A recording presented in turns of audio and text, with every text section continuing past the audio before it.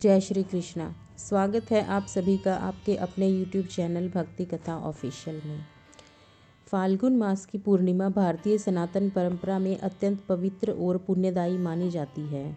यह पूर्णिमा न केवल चंद्रमा की पूर्णता का प्रतीक है, बल्कि यह दिन आत्मशुद्धि, भक्ति, संयम, दान और भगवान विष्णु की विशेष कृपा प्राप्त करने का श्रेष्ठ अवसर भी माना जाता है। फाल्गुन पूर्णिमा के साथ ही होलिका दहन और रंगों के पर्व होली की शुरुआत भी होती है। इसलिए यह दिन आध्यात्मिक और सामाजिक दोनों दृष्टियों से विशेष महत्व रखता है। वर्ष 2026 की फाल्गुन पूर्णिमा इसलिए भी अत्यंत महत्वपूर्ण है क्योंकि इस दिन चंद्र ग्रहण का संयोग बन रहा है, जिसके कारण पूजा पाठ और व्रत में विशेष सावधानी आवश्यक हो जाती है।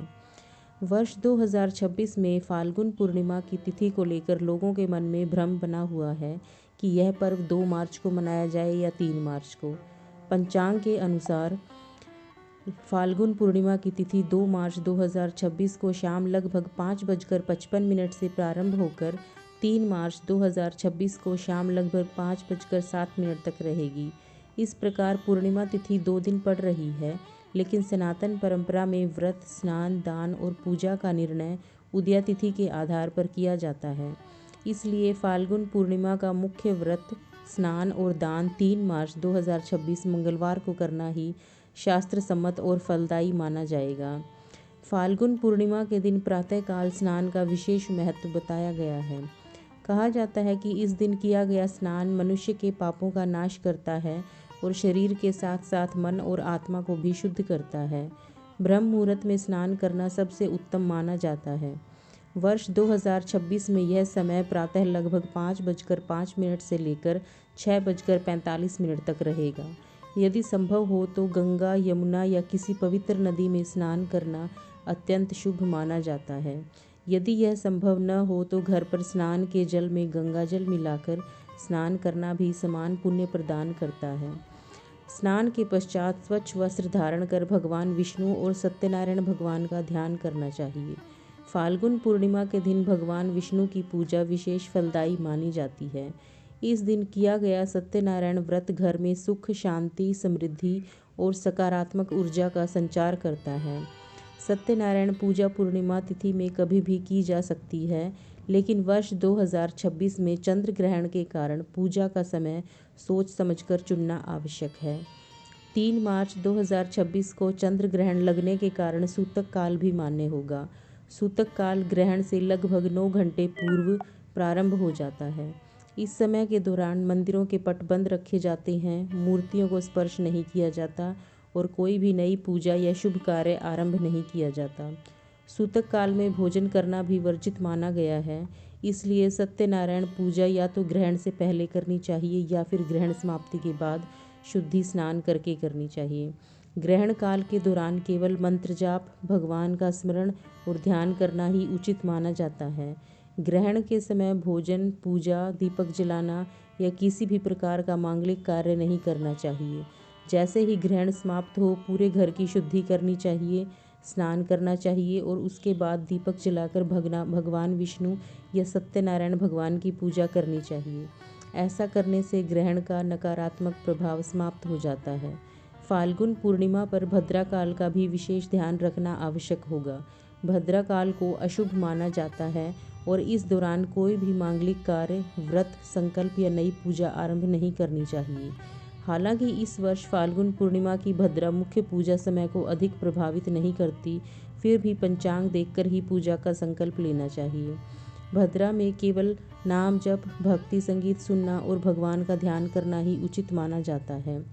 राहु काल का भी ध्यान रखना चाहिए। राहु काल प्रतिदिन का एक अशुभ समय होता है जिसमें कोई भी नया या महत्वपूर्ण कार्य आरंभ नहीं किया जाता।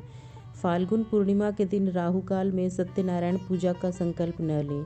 हालांकि इस समय मंत्र जप, ध्यान और मानसिक पूजा की जा सकती है। पूजा का आरंभ राहु काल समाप्त होने के बाद ही करना शुभ होता है। सत्यनारायण पूजा की विधि अत्यंत सरल, सात्विक और श्रद्धा से पूर्ण होती है। स्नान के बाद पूजा स्थान को स्वच्छ करें। एक चौकी पर पीला या लाल वस्त्र बिछाकर भगवान सत्यनारायण की प्रतिमा या चित्र स्थापित करें। कलश में जल भरकर उसमें सुपारी, सिक्का और आम के पत्ते रखें। भगवान को पंचामृत, पुष्प, फल, तुलसी पत्र, धूप और दीप अर्पित करें। इसके बाद व्रत का संकल्प लें और मन ही मन भगवान से अपने परिवार की सुख, शांति और समृद्धि की कामना करें। पूजा के अंत में प्रसाद का वितरण करें और गरीबों व ज़रूरतमंदों को दान अवश्य दें। फाल्गुन पूर्णिमा पर दान का विशेष महत्व बताया गया है।